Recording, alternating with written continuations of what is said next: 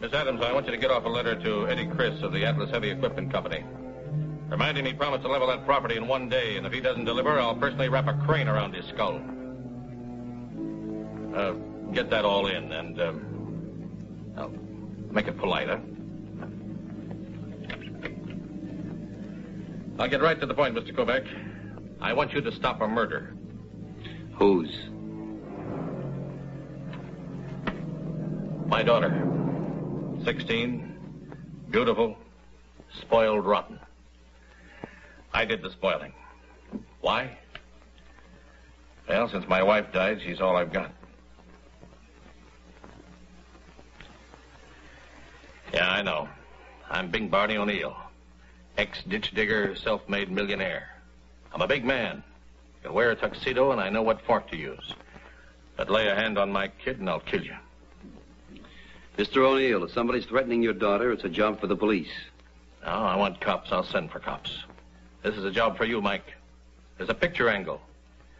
I ask, in the right places. They gave me one name, Mike Kovac. I haven't said I'd take the job yet. 15 years ago, my wife and I adopted Terry from Hathaway House. It's no secret. She knows. This morning, this came. Dear sir, I believe I have some information about your adopted daughter which will be of interest to you. May I have the pleasure of calling on you tomorrow morning? Robert J. Willings, private investigator. This was in it. That's what Terry looked like when they gave her to us. Where's the original? That's why I called you. The original of that picture is in the confidential file of Hathaway House. How'd this fellow Willings get hold of it, and what does he want? I'll tell you. It's a shakedown. I can smell it a mile. And if he tries it, I'll kill him. Well, you know what I meant when I said I wanted to stop a murder. Well, if you're right, you definitely ought to call in the police. No, you're wrong. I'll tell you why. My little girl's life is all planned. She's going to have the darndest coming-out party this town has ever seen. Then she's going to get engaged. Then she's going to get married to a nice boy from a fine family. At a hotel I now own, where 30 years ago I dug ditches for the foundation. Mr. O'Neill, the more you tell me, the more important I think it is that you call in the police. Police mean headlines, Mike. They'll smear this and spoil it. I'm not going to have it spoiled. Well, this thing has got me all mixed up inside. I want to protect her and I want to kill. You're a man who understands these things. You've got to help.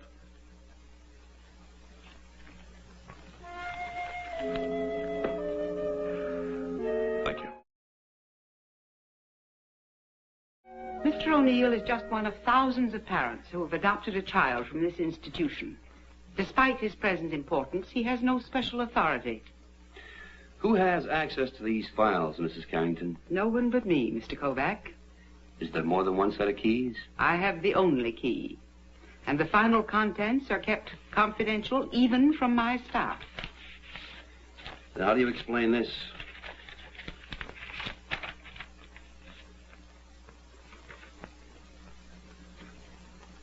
Where did you get this? It came in the mail this morning. Mr. O'Neill asked me to check it.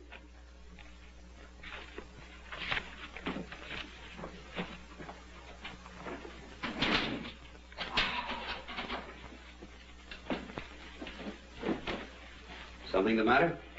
Someone's been in my closed file, I can tell. The folders are all out of order, see? The O'Neill file still here? I don't know. Yes, here. Here it is. Mr. Kovac, these folders contain the most complete and confidential information about each adoption. The name, the age, and the description of each child, the name of the natural mother, the name and address of the adoptive parent. You have any idea who could have broken into these files? I don't know. But don't you see? In the wrong hands, this could be a cruel weapon. What are you going to do? We'll have to call the police, Mrs. Carrington. Oh, no. Please don't. Don't you realize what's at stake? In every city, there are thousands of parents with adopted children, and thousands more waiting for their turn. If this gets out... I'm calling Lieutenant Donovan. He's a friend of mine. I'm sure we can trust him. I can't trust anyone, not even you. Why weren't the records kept in a safer place? What place would be safe from people who'd stoop so low as to exploit the love of parents for a child? Hang up the phone, Mr. Kovac. Please.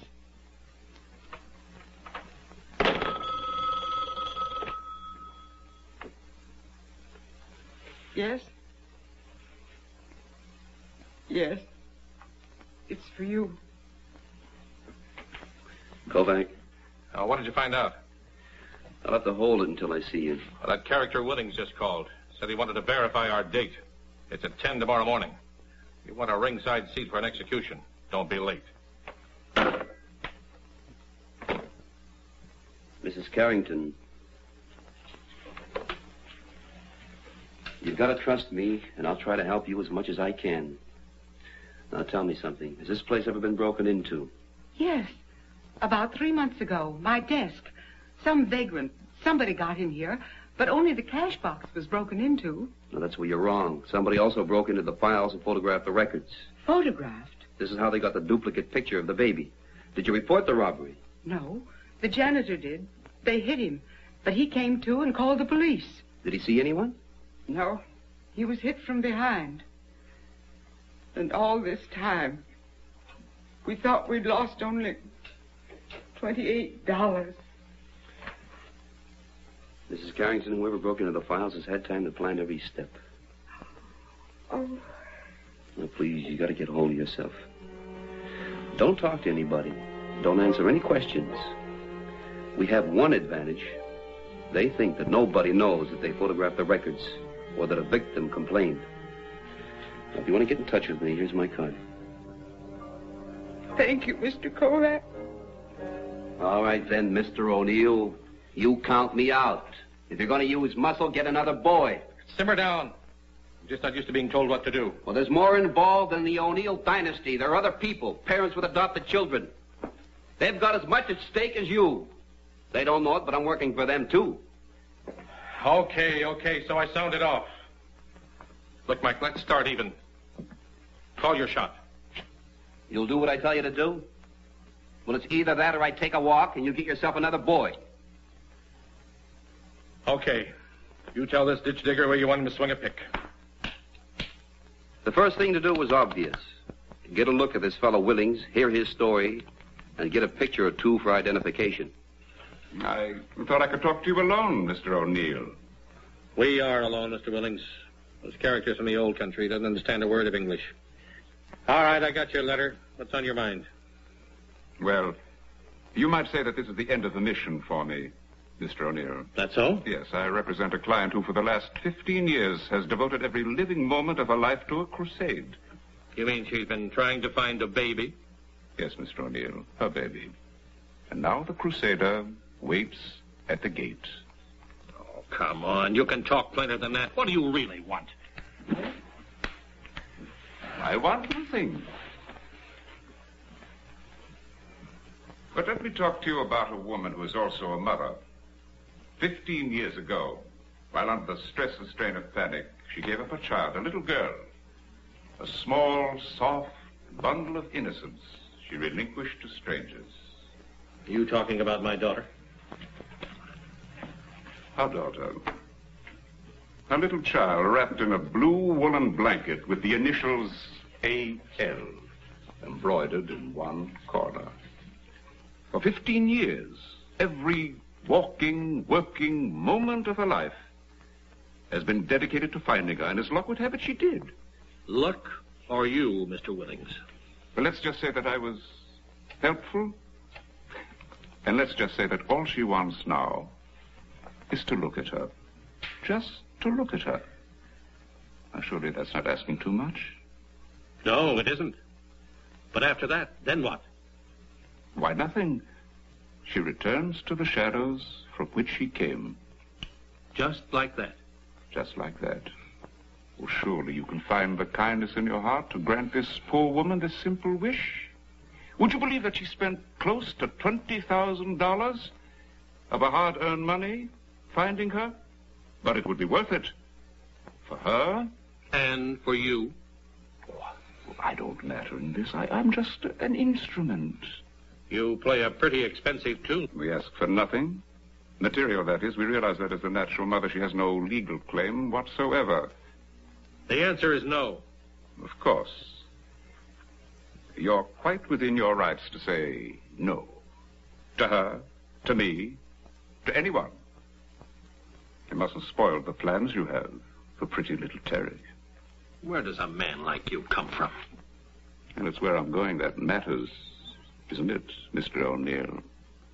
But surely, after spending $20,000, you can't object to my client waiting outside the school where your daughter is a student and just catching a glimpse of her, just talking to her, perhaps touching her, possibly holding her in her arms for a final moment of farewell? You're really one of a kind, Mr. Woodings. Now, my client agrees with you. As it happens, she's just outside. May I bring her in? Thank you.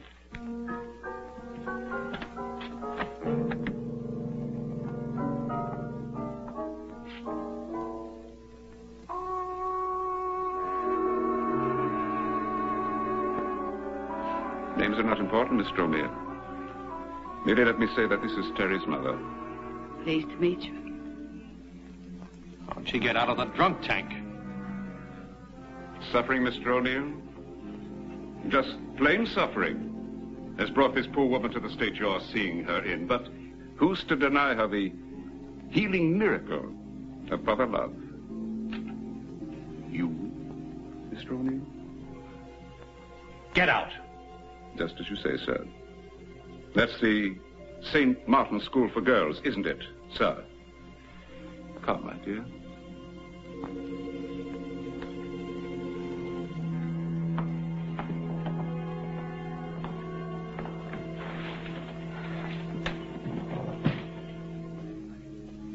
That dirty, miserable chiseler. It's embarrassment. $20,000 worth of embarrassment. Well, what are you going to do about it, Mike? Well, I don't know. I haven't dealt with anything like this before. You better do something fast. A woman like that with my Terry.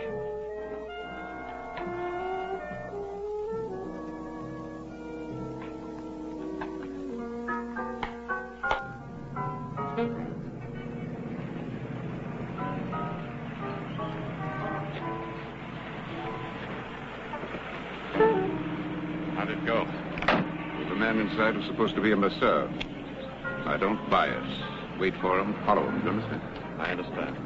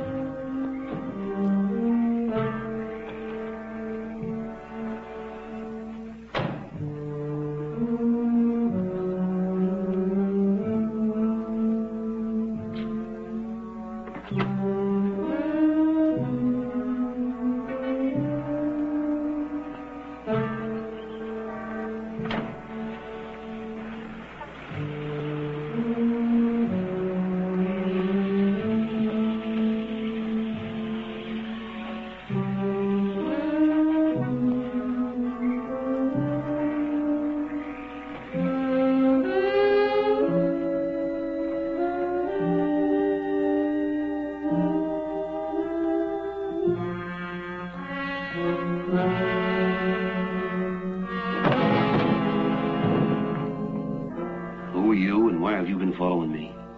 I'm a tourist.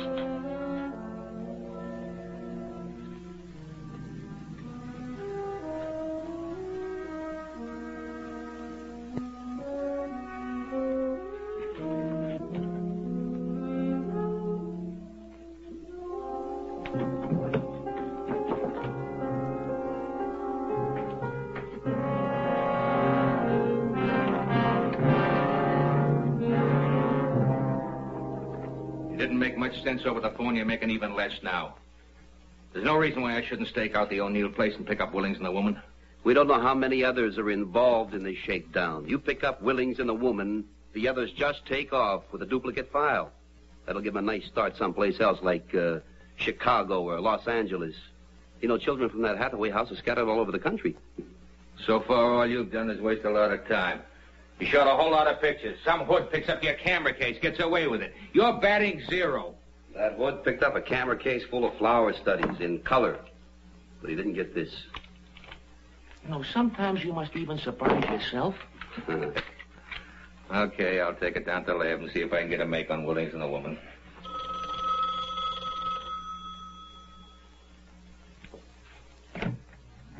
Yeah? Mr. Kovac, I'm afraid there's been another contact. Mr. Douglas Morley called me and said that he's just received a special delivery letter. And a Mr. Willings is coming to see him tomorrow about noon. They adopted a baby from here a little more than 2 years ago. Would you give me that name again, please? Douglas Morley, Vulcan Laboratories. I got it. Now, please try not to worry, Mrs. Carrington. Thank you, Mr. Kovac. It's all right. It's all right. Goodbye. Mrs. Carrington. She says Willings has contacted Douglas Morley. If they're working that fast, they could be using the same woman. Now, you let me get a picture of her, and that's all we'll need. Too much of a long shot. I'm picking them up.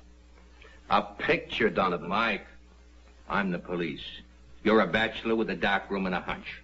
But it'll work. I know it'll work. No dice. Donovan, wait a minute. Give me until noon tomorrow. Just until noon. Forget it, Mike. I'm taking over. Mr. Kovac, Yes. I'm Terry O'Neill. Come on in. Oh, this is Lieutenant Donovan. Oh, yeah, miss. Won't you sit down?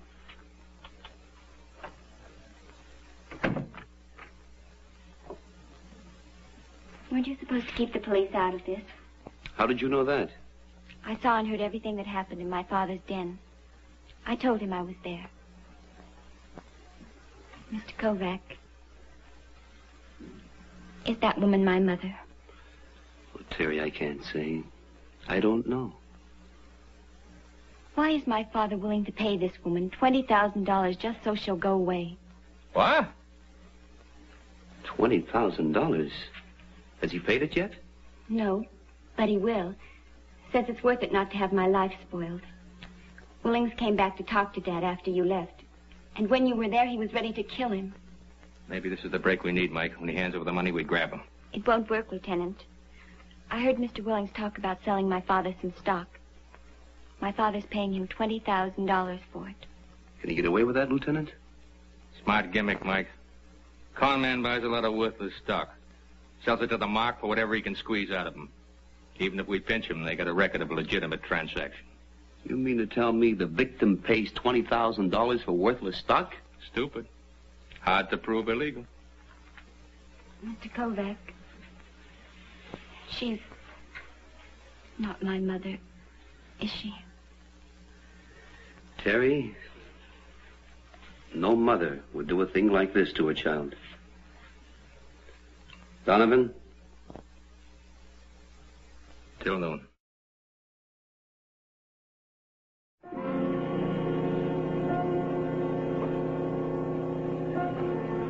Mr. Willings, we have an appointment with Mr. Morley. Oh, yes, Mr. Willings. Park your car over there, please. Thank you, officer.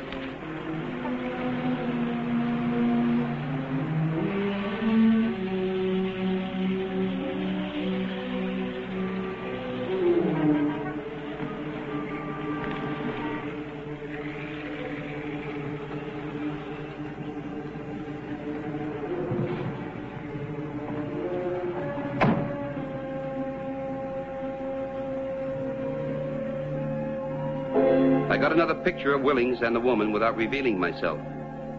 But when I developed it, I was in for an unpleasant surprise. Okay, so I'm wrong.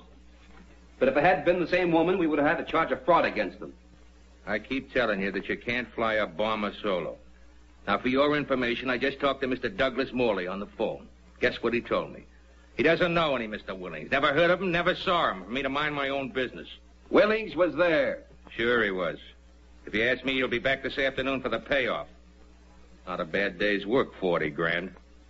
Donovan, we gotta find out a way to stop them. There's no way with that stock gimmick. The victim unwilling to testify? Let me tell you something, Mike. By the time the gang works their way to California, they're going to collect about $1 million. They sure know how to make photography pay off. Well, wait a minute. I must be blind. Donovan, take a look at this. You see anything? Larger version of what I saw before? No, here and here. It's the same woman. She changed everything. The hair, the makeup, the clothes, but not the earrings. You've made a very shrewd deal, Mr. Morley, and profitable in more ways than one. With this money, this unhappy woman who gave up a child in a moment of despair will be able to travel away from the scene of her unhappiness, and in time, her wound will heal. Mr. Willings, you remember me? Can't say I do. Quite a coincidence, huh, Donovan? What are you talking about? Who are these men? This woman happens to be not only the mother of Terry O'Neill, who was 17 her last birthday, but also the mother of the Morley baby. And she's willing to forget both of them at $20,000 apiece. Come on, you two.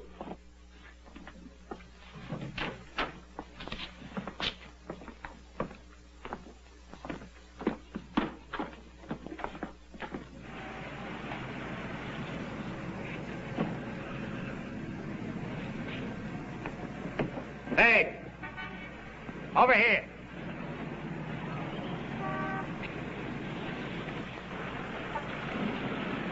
Lady, you'll be better off if you tell us where the copies of those files are. Give me a break and I'll tell you everything.